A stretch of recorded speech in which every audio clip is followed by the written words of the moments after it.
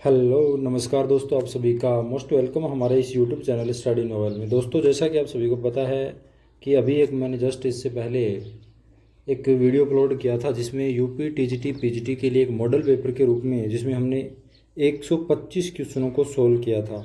अगर वो first model paper का जो वीडियो था, अगर वो आप लोगों ने नहीं देखा है तो वीडियो के नीचे डिस्क्रिप्शन में आपको एक लिंक मिल जाएगा, वहाँ से जा कर के वो जो है वीडियो देख सकते हो। तो देखिएगा दोस्तों, इस वीडियो में भी बात करेंगे 125 क्वेश्चनों के बारे में। देखिएगा, अभी जो है यूपी टीजीटी हो या पीजीटी, इन जो आर्ट की कला भर्ती है जो अभी आने वाली है दोस्तों, और आरपीएससी फर्स्ट ग्रेड की भी जल्द ही आने वाली है, और डीएसएसबी केवीएस एनवीएस सभी की भर्तियाँ आने वाली है, क्योंकि इन भर्तियों को जो है दोस्तों 2 साल पीछे जो है भर्तियाँ आई थी। तो अभी जो है दोबारा इन सभी का नोटिफिकेशन जारी हो चुका है और जल्द ही जो है भर्तियाँ आने वाली है। तो देखिए, अभी बम्पर है, मौका है आपके पास, सुनहरा मौका है जो भी आर्ट के स्टूडेंट है कला भर्ती परीक्षाओं की जो तैयारी कर रहे हैं उनके लिए। देखिएगा, यहाँ पर मैं आपको बताना चाहूँगा कि जो आरपीएससी हो, चाहे टीजीटी पीजीटी हो, डीएसएसबी हो, केवीएस एनवीएस नेट जेआरएफ, अगर कला से संबंधित कोई भी जो स्टूडेंट है अगर कोचिंग करना चाहता है, ऑनलाइन क्लास लेना चाहता है आर्ट की एडवांस लेवल पे, यानी जीरो से लेके एंड तक, यानी बारीकी से हर एक चीज़ को डीपली में समझाया जाएगा।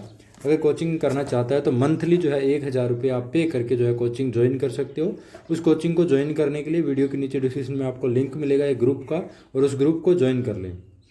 और वहाँ पे आप 1 या 2 दिन का डेमो भी देख सकते हैं। 1 दिन का डेमो मिल जाएगा, आप देख लेना, और उसके बाद आपको डिसाइड करना है ना। तो 15 तारीख जो आने वाली, अभी 15 तारीख है, इस 15 तारीख से ये जो है बैच स्टार्ट होने वाला है।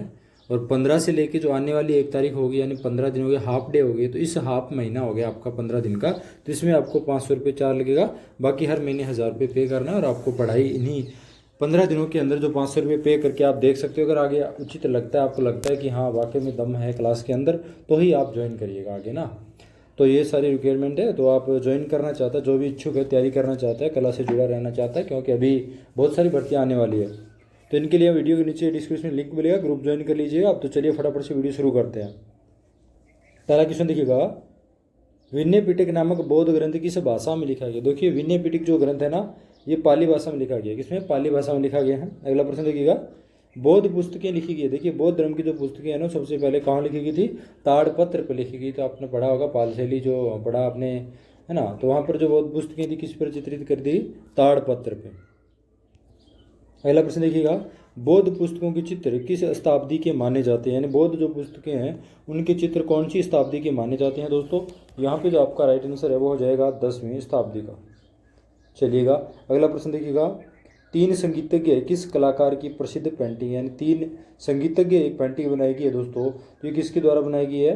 पिकासो के द्वारा। पाब्लो पिकासो जिनका पूरा नाम है, उनके द्वारा ये बनाई गई है प्रसिद्ध पेंटिंग। कौन सी? 3 संगीतज्ञ। अगला प्रश्न देखिएगा कि मकबूल फिदा हुसैन, यानी शॉर्ट नेम बोले तो MF हुसैन, किस क्षेत्र में ख्याति अर्जित की। तो MF हुसैन जो है चित्रकला के क्षेत्र में इन्होंने ख्याति अर्जित की, क्योंकि एक चित्रकार के रूप में जाने जाते हैं। इन्हें घोड़ों का चितेरा भी कहा जाता है, क्योंकि दोनों ये जो घोड़े चित्र बनाना इन्हें काफ़ी फेमस थे, काफ़ी प्रसिद्ध थे इनके अंदर। अगला प्रश्न देखिएगा, नाचना कुठारा या पार्वती जो मंदिर है, यह कहाँ स्थित है दोस्तों? तो ये MP के अंदर है। कहाँ है? MP में। ऑप्शन 1 आपका मध्य प्रदेश में हो जाएगा। अगला प्रश्न देखिएगा, कौशाम्बी में स्थित अशोक के प्रयाग स्तंभ लेख को किस मुगल बादशाह ने इलाहाबाद के किले में स्थापित करवाया था। यानी कौशाम्बी से जो अशोक का एक स्तंभ मिला था कौशाम्बी के अंदर, है ना, प्रयाग में, उस स्तंभ को एक मुगल बादशाह थे जिन्हें वहाँ से उठा करके उसको उखाड़ करके और इलाहाबाद में लगवाया था। तो वो कौन से थे दोस्तों? तो वो अकबर थे। कौन थे? अकबर। अगला क्वेश्चन देखिएगा, खुदा बख्श ओरिएंटल पब्लिक लाइब्रेरी कहाँ स्थित है दोस्तों? ये आपकी जो है पटना में है। खुदा बख्श ओरिएंटल पब्लिक लाइब्रेरी कहाँ पे? पटना में है। ये दोस्तों वेरी वेरी इंपॉर्टेंट है टीजीटी वालों के लिए क्वेश्चन। अगला प्रश्न देखिएगा, गांधार कला शैली की मूर्तियों का प्रभाव प्रदर्शित होता है। गांधार कला शैली की जो मूर्तियों का प्रभाव जो है ना, वो प्रदर्शित होता है। यहाँ पे देखिएगा राइट आंसर हो जाएगा आपका ऑप्शन नंबर C, यूनानी। अगला प्रश्न देखिएगा, निम्नलिखित में से किस मंदिर का निर्माण चंदेल शासकों द्वारा करवाया गया था। यानी कौन से मंदिर का जो निर्माण है वो चंदेल शासकों के द्वारा करवाया गया है। देखिए, खजुराहो के जो मंदिर है ना, ये चंदेल शासकों के द्वारा बनाए गए। लक्ष्य देखिएगा, मुगल काल में व्यक्ति चित्रण के लिए प्रसिद्ध था। ये जो आपके सामने 4 देखें, इनमें से कौन जो है मुगल काल के अंदर व्यक्ति चित्र प्रसिद्ध थे दोस्तों? तो यहाँ पे जो राइट है बिशन दास जो है ना, ये सभी है चित्र, यानी व्यक्ति चित्र जो पोर्ट्रेट बनाने के अंदर माहिर थे। अगला प्रश्न देखिए, बागोर से चिन्ह प्राप्त हुआ है। बागोर जो है ना, ये क्या है दोस्तों, ये सभ्यता है एक प्राचीन, बागोर स्थान जो है प्राचीन अवशेष मिले हैं। तो ये चिन्ह प्राप्त हुए किस समय के पूछे हैं दोस्तों, तो देखिएगा जो मध्य पाषाणकालीन जो है यहाँ पर साक्ष्य प्राप्त हुए बागोर से। अगला प्रश्न देखिएगा, बीबी का मकबरा निम्नलिखित से किसमें स्थित है। दोस्तों बीबी का जो मकबरा है ना, वो औरंगजेब की बीबी का मकबरा है, उसे बीबी का मकबरा कहते हैं। अगला प्रश्न देखिएगा, कला की मुगल शैली का आरंभ किस शासक के शासनकाल से माना जाता है। देखिए कला की जो मुगल शैली का जो आरंभ है ना, वो कौन से शासनकाल से माना जाता है, तो अकबर के काल में 1556 में जो है ना मुगल कला शैली जो है ना वो शुरुआत हो जाती है। और मुगल वंश की स्थापना जो है ना वो बाबर करते हैं सबसे पहले, है ना। अगला प्रश्न देखिएगा, दिलवाड़ा प्रसिद्ध मंदिर कहाँ स्थित है। दिलवाड़ा के जो प्रसिद्ध मंदिर है ना दोस्तों, वो कहाँ पे है, तो देखिएगा यहाँ पे जो आपका राइट आंसर हो जाएगा, देखिएगा उदयपुर के अंदर जो माउंट आबू में है। कहाँ पे है, उदयपुर में, माउंट आबू में है। तो यहाँ पे उदयपुर मत कर देना है, क्योंकि है उदयपुर के अंदर। देखिएगा ये आपका उदयपुर है, उसके अंदर माउंट आबू है और यहाँ आपका मंदिर है। तो पूछना डायरेक्ट जो लोकेशन बता दी है ना उसी पे आपको फोकस करना है, इसलिए यहाँ पे माउंट आबू ऑप्शन आपका सही होगा। और दिलवाड़ा के जो मंदिर है ना, ये किस धर्म से संबंधित दोस्तों, जैन मंदिर है, वाइट संगमरमर से बनाए गए हैं। अगला प्रश्न देखिएगा, चित्रकला की पाल शैली के विषय थे। चित्रकला की जो पाल शैली है ना दोस्तों, उनका जो विषय है वो क्या रहा है, तो पाल शैली जो आपकी बौद्ध धर्म से संबंधित है। और अपभ्रंश शैली वो किससे है, जैन धर्म से संबंधित है। अगला प्रश्न देखिएगा, महाबलीपुरम के रथ मंदिरों का संबंध निम्न में से किसका है दोस्तों। तो महाबलीपुरम के अंदर जो रथ मंदिर बने हैं ना, वो कौन से शासकों का है जो संबंध पूछा है, तो वो पल्लव शासकों के थे। रथ मंदिर कौन से हैं, पल्लव शासकों के। अगला प्रश्न देखिएगा, सेंधो लोगों के योजनाबद्ध नगर निर्माण की आधार पीठिका, यानी योजनाबद्ध जो नगर निर्माण की जो तरीका है ना, उनकी जो क्या है दोस्तों, ये देखिएगा नगरों की जो समांतर सड़कें बनाई गई ना, वो क्या है, योजनाबद्ध नगर निर्माण है ना, सड़कों के माध्यम से समकोण पे काटती है ना सड़कें। अगला प्रश्न देखिएगा, मेसोपोटामिया को निर्यात किए जाने वाले अधिकांश सिंधु के जो मनके होते हैं ना, जो मोती होते हैं, वो किस चीज़ से बने होते हैं, स्टोन से बने हुए। किससे, स्टोन से बने हुए हैं। स्टोन कौन सा है, कठोर है, ये मुलायम नहीं है, यानी ये जो कर्नेलियस है ना, कर्नेलियस एक स्टोन है जो ठोस स्टोन होता है, उससे ये बनाए गए हैं। अगला प्रश्न देखिएगा, कोणार्क का सूर्य मंदिर किसने बनाया था। दोस्तों कोणार्क का जो सूर्य मंदिर है ना, ये किसने बनवाया था, ये बनवाया था आपका नरसिंह देव जो प्रथम है उनके द्वारा बनाया गया है।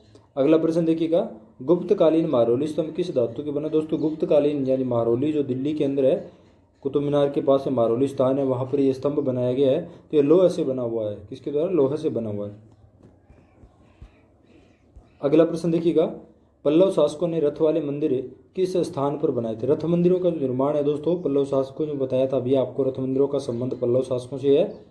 और ये कहाँ पर बनाए थे, तो दोस्तों ये महाबलीपुर में बनाए। इलेक्शन देखिएगा, ताजमहल और शाहजहाँ की मृत्यु नामक चित्र किसकी रचना है। ताजमहल और शाहजहाँ की जो मृत्यु है ना, इस प्रकार की जो चित्र रचना किसके द्वारा की गई है दोस्तों, ये की गई अवनींद्रनाथ टैगोर के द्वारा। शाहजहाँ की जो मृत्यु है अवनींद्रनाथ टैगोर के द्वारा चित्रित किया गया। अगला प्रश्न देखिएगा, गांधी जी की दांडी यात्रा नामक चित्र किसने बनाया था।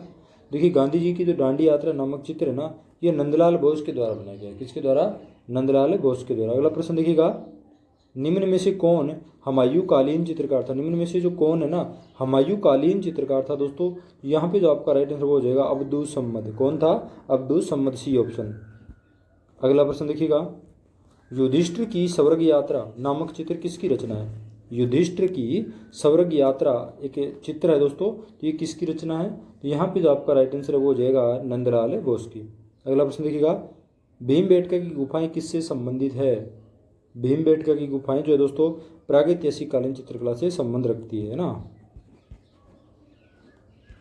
अगला प्रश्न देखते हैं, एलिफेंटा की गुफाओं में किसकी मूर्तियां हैं। एलिफेंटा की जो गुफाएं है ना दोस्तों, उसमें जो प्रतिमाएं बनाई गई है ना, वो शिव की बनाई गई है। शिव विवाह हो गया है ना, शिव द्वारा असुरों का नाश हो गया है ना, इस प्रकार की जो प्रतिमाएं बनाई गई। अगला क्वेश्चन देखिएगा, कनिष्क के शासनकाल में एक नवीन शैली का जन्म हुआ। कनिष्क के शासनकाल में अचानक एक नई शैली का जन्म हुआ है दोस्तों, वो कौन सी थी, गांधार शैली। कौन सी थी, गांधार शैली। चलिए अगला प्रश्न देखते हैं, अजंता की कौन सी गुफाएं सबसे प्राचीन मानी जाती है। देखिए अजंता की जो गुफाएं, दो गुफाएं हैं, जो गुफा संख्या 9 और 10 जो है ना, ये गुफाएं सबसे प्राचीन मानी जाती है। इन्हीं दोनों में से पूछे सबसे प्राचीन तो 10 कर देना है। अगला प्रश्न देखिएगा, भारतीय लड़कियां नामक चित्र किसकी रचना है। भारतीय लड़कियां नामक चित्र जो है किसकी रचना है, तो अमृता शेरगिल के द्वारा बनाया गया दोस्तों।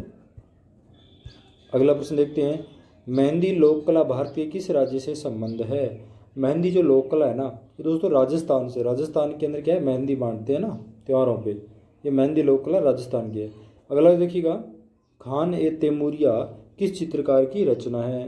तो देखिए खान ए तैमूरिया जो है ना, ये दोस्तों दसवंत की रचना है। किसकी, दसवंत की।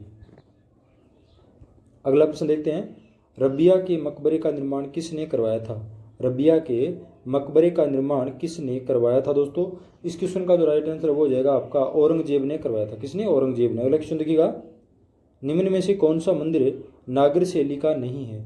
निम्नलिखित में से कौन सा मंदिर है जो नागर शैली का नहीं है दोस्तों। तो यहाँ पर कैलाश मंदिर जो एलोरा वाला, ये क्या है, नागर शैली का नहीं है। अगला प्रश्न देखिएगा, निम्न में से कौन सा मंदिर द्रविड़ शैली का नहीं है। रथ मंदिर, बृहदेश्वर मंदिर, दिलवाड़ा के जैन मंदिर या कैलाश मंदिर, इनमें से कौन सा है जो द्रविड़ शैली का नहीं है। तो यहाँ पे आपका जो राइट आंसर हो जाएगा, दिलवाड़ा के जो जैन मंदिर है क्या द्रविड़ शैली के नहीं है। अगला प्रश्न देखिएगा, महात्मा बुद्ध को गृह त्यागते हुए अजंता की किस गुफा में चित्रित किया गया। महात्मा बुद्ध का गृह त्यागना जो है ना, इस प्रकार का जो चित्र है अजंता की कौन सी गुफा में बना हुआ है दोस्तों। अजंता की गुफा संख्या 16 के अंदर ये चित्र बना हुआ है। अगला प्रश्न देखिएगा, पल्लव काल के मंदिरों की किस विदेशी लेखक ने प्रशंसा की थी। तो दोस्तों पल्लव काल के जो मंदिरों के बारे में कहा था ना कि अगर मैं इन मंदिरों को नहीं देखता तो मैं भारत की जो महत्वपूर्ण कलाकृति है उनसे क्या है, मैं वंचित रह जाता, इस प्रकार बोला था ना। तो वो कौन थे, वो थे ह्वेनसांग। अगला क्वेश्चन देखिएगा, किस मुगल शासक ने यूरोपियन चित्रकला के प्रति रुचि दिखाई थी। जो यूरोपीय कला के प्रति रुचि दिखाने वाले जो मुगल शासक थे वो कौन थे दोस्तों, जहांगीर। अगला प्रश्न देखते हैं, उस चित्रकार का नाम बताइए जिसने मेवाड़ शैली में रामायण की प्रति को चित्रित किया था। तो दोस्तों वो जो आपके थे मनोहर थे, जिन्होंने रामायण जो है आर्ष रामायण और रामायण को चित्रित किया था। अगला क्वेश्चन देखिएगा, दसवंत और बसावन ने किस मुगल सम्राट के दरबारी चित्रकार थे। दसवंत और जो बसावन ना, कौन से मुगल साल के दरबारी चित्रकार थे दोस्तों, ये थे अकबर के। याद रखना है, दसवंत और बसावन किसके थे, अकबर के। अकबरकालीन कला शैली समन्वय युग तथा परिस्थितियों की उपज थी, यह कथन जो है किस विद्वान का है दोस्तों, तो ये पर्सी ब्राउन का है। आगरा का ताजमहल किस सम्राट ने बनाया था। दोस्तों ताजमहल जो है किसके द्वारा बनाया गया है, शाहजहाँ के द्वारा बनाया गया। देखिए शाहजहाँ को मूर्ति कला के अंदर जो है शाहजहाँ के काल को स्वर्णकाल माना जाता है और जहांगीर के काल को चित्रकला के अंदर स्वर्णकाल माना जाता है, और मुगल कला शैली की जो शुरुआत है वो अकबर के काल से होती है, याद रखना है। सिख चित्रशैली का प्रमुख केंद्र क्या है दोस्तों, तो सिख चित्रशैली का जो प्रमुख केंद्र वो है अमृतसर और होशियारपुर। जमीन नामक प्रसिद्ध चित्र किस चित्रकार की रचना है दोस्तों, तो जमीन जो चित्र है ना वो बनाया गया एम एफ हुसैन के द्वारा बनाया गया। किसके, एम एफ हुसैन के द्वारा, यानी मकबूल फिदा हुसैन जो घोड़ों के चितेरे हैं। नाथ द्वारा कहाँ पे है, राजस्थान में है। तो नाथ द्वारा की जो पटचित्र है ना वो किस शैली से संबंधित है, तो नाथ द्वारा जो है ना दोस्तों ये किससे संबंधित है, मेवाड़ से है। नाथ द्वारा कहाँ से, मेवाड़ से है, कपड़े पर चित्रित किए जाते हैं। अगला क्वेश्चन देखिएगा, किशनगढ़ के किस चित्रकार ने एक स्वतंत्र चित्रकला शैली का विकास किया था। तो यहाँ पे जो आपका राइट आंसर है वो हो जाएगा दोस्तों निहाल चंद ने। इन्होंने बनी ठनी एक पेंटिंग बनाई थी। अगला प्रश्न देखिएगा, चित्रकला की कंपनी शैली का प्रादुर्भाव हुआ। कंपनी शैली का यानी प्रादुर्भाव हुआ, कंपनी शैली की जो शुरुआत होती है तो वो होती है मुगलीय और यूरोपीय चित्रकला जो थी उन शैलियों के मिश्रण से प्रादुर्भाव होता है।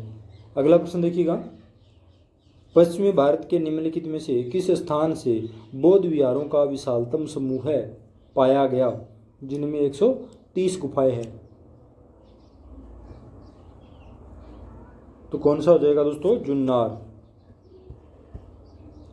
अगला प्रश्न देखिएगा, चित्रकला की अभ्रंश शैली को किन शासकों ने संरक्षण प्रदान किया। चित्रकला की जो अभ्रंश शैली है ना उसको किन शासकों ने संरक्षण प्रदान किया। तो यहाँ पे जो आपका राइट आंसर है वो हो जाएगा विजयनगर और बीजापुर के शासकों ने। विजयनगर और बीजापुर के शासकों ने। अगला प्रश्न देखिएगा, अजंता के प्राचीनतम चित्र माने जाते हैं।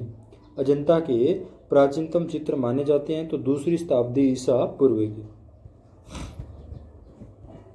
अगला प्रश्न देखिएगा, चित्रकला की गुजराती शैली को प्रकाश में लाने का श्रेय जाता है। तो गुजरात जो शैली है ना चित्रकला की, उसको प्रकाश में लाने का जो श्रेय है वो जाता है दोस्तों आनंद कुमार स्वामी को सबसे पहले। अगला प्रश्न देखिएगा, शीतनाशल की गुफाएं किससे संबंधित हैं? तो शीतनाशल की जो गुफाएं हैं वो जैन धर्म से संबंधित हैं। अगला प्रश्न देखिएगा, गुप्त काल की मुख्य विशेषता क्या है दोस्तों? तो गुप्त काल के अंदर मंदिरों का जो निर्माण है वो सर्वाधिक हुआ है। तो मंदिरों में वास्तुकला के लिए स्वर्णकाल जो है गुप्त काल को माना जाता है। चित्रकला के लिए विख्यात बादामी की गुफाओं की संख्या कितनी है? दोस्तों बादामी की जो गुफाएं हैं ना, ये बीजापुर तमिलनाडु के अंदर है।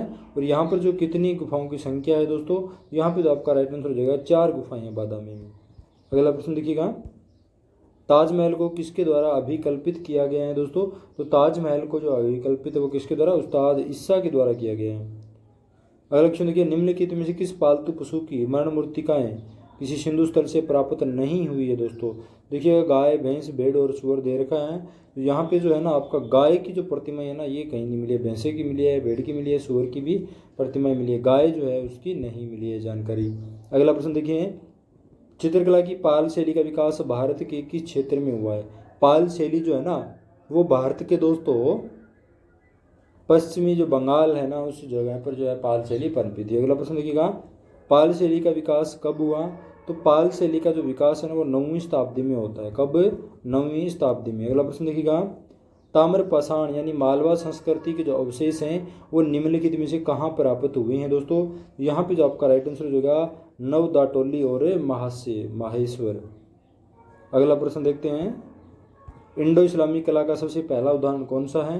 तो इंडो इस्लामी कला का जो सबसे पहला जो उदाहरण है वो है कुवत उल इस्लाम जो मस्जिद है। अगला प्रश्न देखिएगा, मुगल काल के किस चित्रकार को पूर्व का राफेल कहा जाता है दोस्तों? तो पूर्व का जो राफेल है वो बीहजाद को कहा जाता है। किसको? बीहजाद को, जो बाबर के काल में था। अगला प्रश्न देखिएगा, निम्नलिखित में से कौन सा पारंपरिक इस्लामी अलंकरण विद्यान नहीं है? तो यहाँ पे जो आपका राइट हो जाएगा घंटा आकृति। अगला प्रश्न देखिएगा, प्रेम लीलाओं का चित्रण ऋतुओं और रागों से संबंधित किस शैली में किया गया है? प्रेम लीलाओं का जो चित्रण है ना वो ऋतुओं और रागों से संबंधित किस शैली के अंदर किया गया प्रेम लीलाओं का? तो यहाँ पे जो आपका राइट आंसर हो जाएगा राजपूत शैली। अगला प्रश्न देखिएगा, गवर्नमेंट आर्ट गैलरी कोलकाता के कौन से चित्र जो है रागमाला के सुरक्षित है दोस्तों? यहाँ पे जो है सारंगी। अगला प्रश्न देखिएगा, जैन धर्म का सबसे प्राचीन चित्रित ग्रंथ कौन सा है? तो जैन धर्म का सबसे प्राचीन चित्रित ग्रंथ जो है दोस्तों इन ऑप्शन में से देखते हैं तो आपका जो कल्प सूत्र है वो माना जाता है। अगला प्रश्न देखिएगा, जैन कला द्वारा भारतीय संस्कृति के विकास में मिला। तो जैन कला के द्वारा भारतीय संस्कृति के विकास के अंदर क्या मिला था दोस्तों? तो वो मिला था सहयोग। प्रसिद्ध मीनाक्षी मंदिर कहाँ स्थित है दोस्तों? तो प्रसिद्ध जो मीनाक्षी मंदिर है वो मदुरै के अंदर है। कहाँ है? मदुरै में।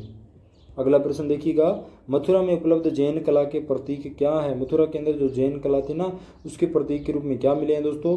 यहाँ पे जो आपका राइट आंसर हो जाएगा अलंकृत द्वार। जैन धर्म की कला कब उन्नति के शिखर पर पहुंची? देखिए जैन धर्म की जो कला है ना वो कब उन्नति के शिखर पर पहुंची? तो यहाँ पे जो आपका राइट आंसर हो जाएगा 11वीं शताब्दी के अंदर। 71 देखिएगा, प्रमाण क्या है दोस्तों? 71 जो क्वेश्चन है प्रमाण क्या है? जैसे 4 ऑप्शन दे रखा है, माप, वस्तु का ब्यौरा, लंबाई, सुनिश्चित। यहाँ पे जो आपका राइट आंसर हो जाएगा वस्तु का ब्यौरा देना जो है प्रमाण कहलाता है। प्राण का जो दूसरा नाम है वो होता है दोस्तों अनुपात, है ना। ये प्रमाण जो है किसके अंतर्गत आता है? संयोजन के जो सिद्धांत पढ़ते हो ना आप 6, उसके अंदर प्रमाण आता है। इसमें क्या होता है? वस्तु का ब्यौरा दिया जाता है, वस्तु की जो है उसकी लंबाई, चौड़ाई, गहराई यानी उसका जो नापतोल किया जाता है वो किसमें किया जाता है? प्रमाण के अंदर किया जाता है। अगला प्रश्न देखिएगा, भारतीय चित्रकला है तो भारतीय चित्रकला किस प्रकार की है दोस्तों? तो यहाँ पे जो आपका राइट आंसर हो जाएगा रेखा प्रधान।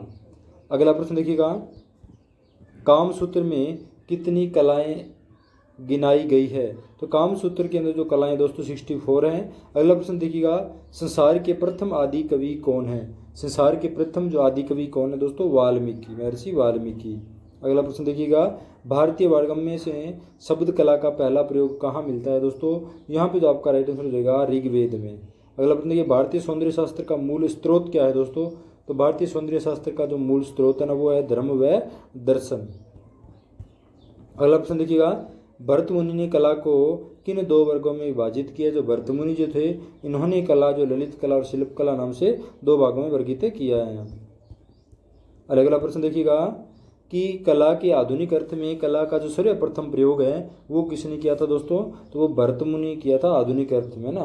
और सीधे पूछे कि कला शब्द का प्रयोग सबसे पहले कहाँ हुआ, तो ऋग्वेद में। अगला प्रश्न देखिएगा, मूक भी जिसका रसवादन कर ले वह कला है, ये उक्ति जो है कहाँ पाई जाती है दोस्तों, ये जो उक्ति आपकी शुक्र नीति जो एक ग्रंथ है उसके अंदर पाई जाती है।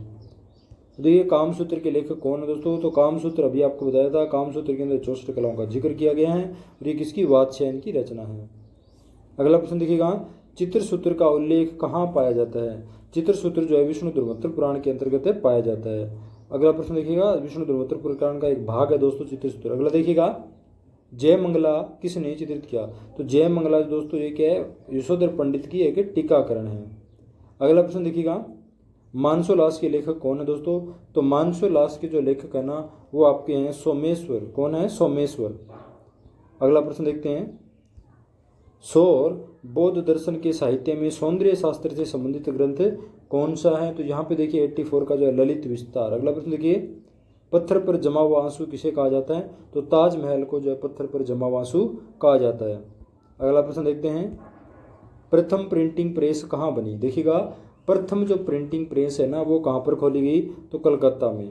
जे स्वामीनाथन, अंबादास, जयराम पटेल संबंधित है, तो देखिए ये कौन से ग्रुप से संबंधित है दोस्तों, यहाँ पे ग्रुप दे रखे हैं, तो इनका जो ग्रुप था ना वो था ग्रुप 1890, जो ग्रुप है जे स्वामीनाथन ने स्थापना की थी उसके ये सदस्य रह चुके हैं। अगला प्रश्न देखिएगा, उत्तर प्रदेश में अल्पना को क्या कहते हैं, अल्पना जो है उत्तर प्रदेश में उसको क्या कहते हैं लोक कला को दोस्तों, यहाँ पे जो आपका राइट आंसर वो जाएगा चौकपुरना। लोक कला का ज्ञान कब से हुआ है दोस्तों, तो लोक कला का जो में ज्ञान है ना वो 19वीं शताब्दी से हुआ है। कब से, 19वीं शताब्दी से।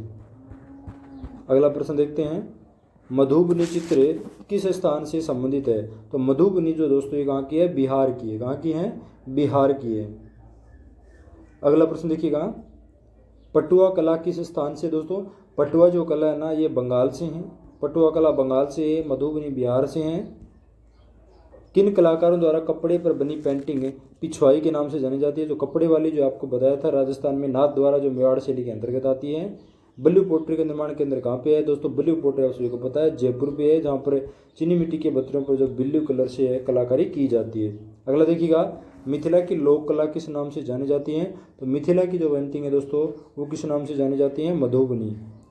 मिथिला की मधुबनी चित्रकला की ऐतिहासिक परंपरा को कब से पुनर्जीवित किया गया है दोस्तों, तो दोस्तों 1962 ईस्वी के बाद से। चक्र जो है किसका प्रतीक है दोस्तों, चक्र जो है ना ये किसका प्रतीक है, सूर्य का। अगला प्रश्न देखिएगा, ग्राफिक आर्ट का आविष्कार कहाँ हुआ दोस्तों, तो ग्राफिक आर्ट का आविष्कार पूछा है दोस्तों कहाँ पर हुआ था, चीन में हुआ था सबसे पहले। अगला प्रश्न देखते हैं, ग्राफिक कला किस श्रेणी के अंतर्गत आता है, तो ग्राफिक कला जो है ना दोस्तों वो आपका आता है व्यवसायिक कला के अंतर्गत। अगला प्रश्न देखिएगा, क्योंकि ललित कला के अंतर्गत 5 कलाएं आती हैं, चित्रकला, मूर्तिकला, संगीत कला, काव्य कला और वास्तुकला, बाकी सारी जो है वो व्यवसायिक कला के अंतर्गत आती है। चित्र सूत्र के अनुसार एक ताल कितने अंगुल का होता है, एक ताल जो होता है उसके अंदर कितनी अंगुलियां लगती है आपकी दोस्तों, यहाँ पे जो आपका राइट आंसर वो हो जाएगा 12 अंगुल। अगला प्रश्न देखिएगा, अंतराल में ऊपर की क्षैतिज रेखा प्रकट करती है, अंतराल के अंदर जो है ऊपर की जो क्षैतिज रेखा है ना वो क्या प्रकट करती है दोस्तों, तो वो दूरी प्रकट करती है।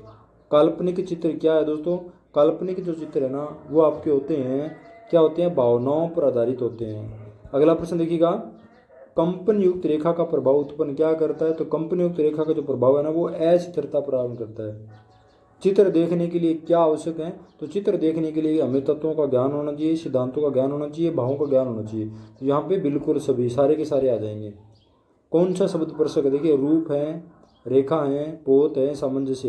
यहाँ पे सामंजस्य है ना ये संयोजन का सिद्धांत है, बाकी तीनों के तीनों तत्व है, इसलिए सामंजस्य इनसे क्या हो जाता है, पृथक हो जाता है, यानी भिन्न हो जाता है, अलग हो जाता है। चित्र षडंग का अर्थ है दोस्तों चित्रकला के 6 अंग, यानी 6 अंग, यानी यहाँ पे क्या ले ऑप्शन में क्या आ जाएगा आपका 6 भाग बोल दो या अंग। लय उत्पन्न करती है दोस्तों, लय क्या चीज उत्पन्न करती है, रंगत का मान, अवरोध या अनवरत गति। तो यहाँ पर देखिएगा राइट आंसर आपका हो जाएगा अनवरत गति प्रदान करती है। देखिएगा रंगत का घनापन, घना यानी गहरा जो रंग होता है ना वो क्या कहलाता है, सघनता कहलाता है। रंगत की निम्न जो मान है वो प्रदर्शित करती है, तो क्या करती है दोस्तों, यहाँ पे जो आपका राइट आंसर हो जाएगा अवसाद। अगला प्रश्न देखिएगा, निम्न में प्राथमिक रंगत नहीं है। देखिएगा प्राथमिक रंग पूछा है, कौन सा नहीं है, तो लाल, पीला और नीला प्राथमिक है, काला प्राथमिक रंगत नहीं है। अगला प्रश्न देखिएगा, निम्न में से द्वितीय रंगत नहीं है पूछा है, तो द्वितीय रंगत नहीं है तो यहाँ पे जो आपका राइट आंसर लाल जो है क्या प्राथमिक हो जाता है, बाकी क्या है सेकंड प्राइमरी, द्वितीय जो कलर है। अगला प्रश्न देखिएगा, प्रोग्रेसिव आर्टिस्ट ग्रुप कहाँ बना। प्रोग्रेसिव आर्टिस्ट जो ग्रुप है वो कहाँ बना था दोस्तों, बम्बई में। पुनर्जागरण काल के कलाकार नहीं है दोस्तों, तो पुनर्जागरण काल के जो कलाकार है वो क्या है, मुकुंदी लाल जो है नहीं है। अगला प्रश्न देखिएगा, किस कलाकार पर गणवाद का प्रभाव नहीं दिखाई देता है। किस कलाकार जो है उन पर गणवाद का जो प्रभाव है वो दिखाई नहीं देता है दोस्तों। इस क्वेश्चन का जो राइट आंसर हो जाएगा श्रीनावासुल। अगला प्रश्न देखिएगा, प्रतीकवाद का प्रारंभ हुआ। प्रतीकवाद का प्रारंभ हुआ 19वीं सदी में। प्रतीक होता है किसी विचार का, प्रतीक होता है किसी विचार का, तो यहाँ पे देखिए चिन्ह जो है, कौन सी कला धर्म से संबंधित नहीं है, तो कौन सी कला धर्म से संबंधित नहीं है दोस्तों, तो कंपनी शैली जो है क्या है धर्म से संबंधित नहीं है। कांगड़ा शैली संबंधित है, कांगड़ा शैली संबंधित है, तो पहाड़ी कलम से। चित्र में कैसे रूप का महत्व, चित्र में कैसे रूप का महत्व है दोस्तों, तो यहाँ पे जो है आपका भावपूर्ण पहला ऑप्शन हो जाएगा। अगला प्रश्न देखिएगा, भाव क्या है, भाव क्या है दोस्तों, तो यहाँ पे देखिए बी ऑप्शन हो जाएगा, चित्र के जो प्रमाण है वो क्या है, भाव है। किसी चित्र में बना सूखा पेड़ किसका प्रतीक होता है। किसी चित्र बनाया आपने, उसके अंदर सूखा पेड़ बना रखा है ना, वो किसका है, निराशा का जो भाव आता है ना, उसके अंदर हरियाली नहीं दिखा रखी है आपने। अगला प्रश्न देखिएगा, नई दिल्ली में स्थित आधुनिक संग्रहालय की स्थापना कब हुई थी। जो आधुनिक संग्रहालय है उसकी स्थापना कब हुई थी दोस्तों, तो ये हुई थी आपकी 1954 में। गुजरी महल संग्रहालय दोस्तों कहाँ स्थित है, तो गुजरी महल संग्रहालय जो आपका है ग्वालियर में है। कहाँ है, ग्वालियर में। 123 नंबर देखिएगा, प्रसिद्ध चित्र जो बाज है ना किस कलाकार का है, तो बाज पक्षी जो है ना अड्डे पे बाज बोलते हैं, उस्ताद मंसूर के द्वारा बनाया गया। उस्ताद मंसूर मुगल शैली में जहांगीर के काल का जो है चित्रकार था, तो मुगल शैली के अंदर प्रसिद्ध पक्षी चित्रकार है उस्ताद मंसूर को कहते हैं। काला चांद किस कलाकार की कृति है दोस्तों, काला चांद जो है ना ये सतीश गुजराल की कृति है। 125 नंबर की सुन देखिएगा, एम.एफ. हुसैन का जन्म 1915 में कहाँ पर हुआ था। एम.एफ. हुसैन का जन्म 1915 में कहाँ हुआ था, तो सोलापुर में हुआ था दोस्तों। तो ये थे आज की वीडियो। एक बार फिर बता देता हूँ, अगर कोई आर्ट्स से एडवांस लेवल पे तैयारी करना चाहता है तो सुनील सर है, जिन सुनील सर नाम से है दोस्तों, वो जो आपको तैयारी करवाएंगे। और अगर उनसे आप तैयारी करना चाहते हो, मंथली पे करना पड़ेगा, और उस पर डेमो लेकर भी देख सकते हो। वीडियो के नीचे आपको लिंक मिल जाएगा, वो ग्रुप ज्वाइन करो और वहाँ पर आपको सारी डिटेल मिल जाएगी कैसे क्या होने वाला है। और 15 तारीख से है जो बैच है शुरुआत होने वाला है, क्योंकि अभी दोस्तों कला की बहुत सारी भर्तियाँ वैकेंसी आने वाली है, तो इसलिए अभी तैयारी करने का आपके पास बहुत अच्छा मौका है। तो चलिए फिर मिलते हैं एक नए वीडियो के साथ, तब तक के लिए धन्यवाद।